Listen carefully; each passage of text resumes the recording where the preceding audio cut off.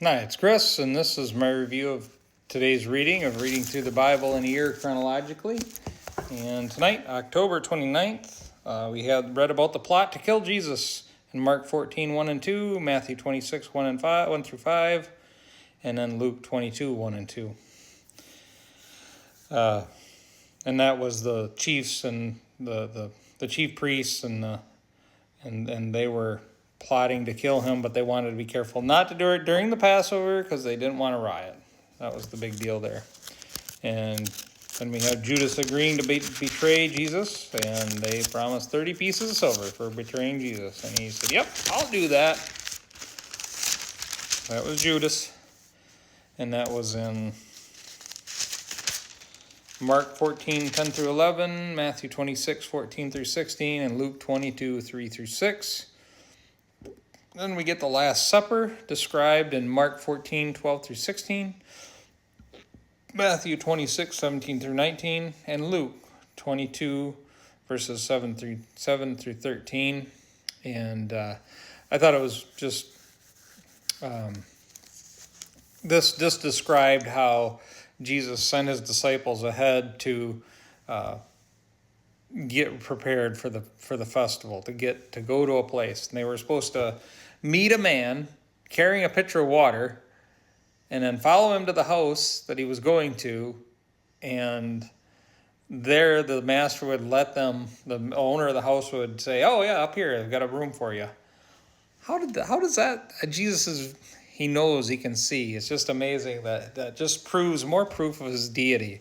Just amazing that he could describe with detail how it was. So it just reminds me of how they went and got the donkey, untied the donkey, and hey, the Lord has need of him. And he just, okay, everything's good.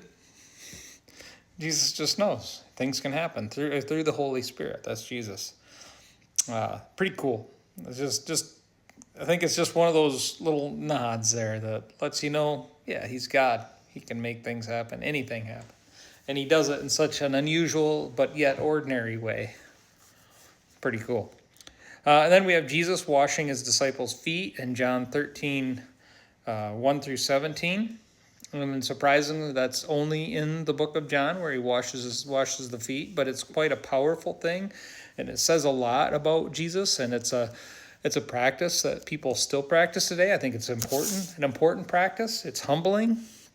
It's humbling to have your feet washed. It's humbling to wash another person's feet too. It is a very surreal thing to do. And it was even multiplied in those days because of so everybody was in sandals and everything was on the ground. So just different. And but Jesus girded himself and washed all of the disciples' feet, even Judas's. Every single one of them, he washed their feet.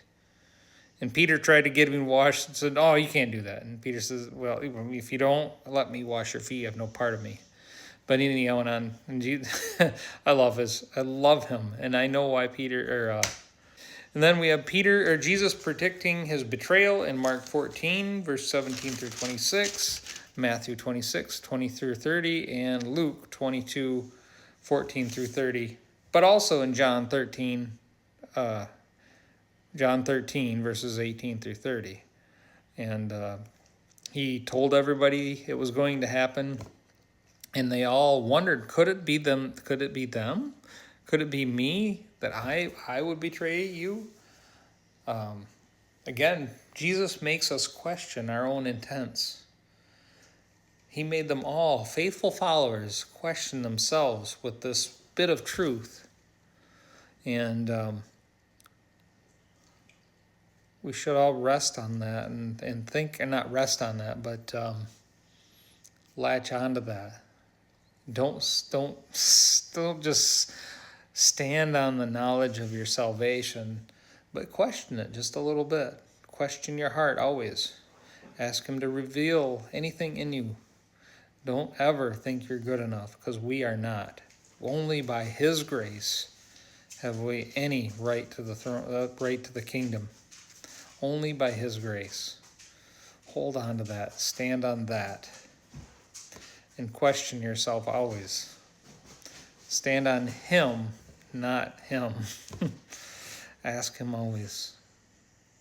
Anyway, that's my review of the reading for tonight. And with that, God bless.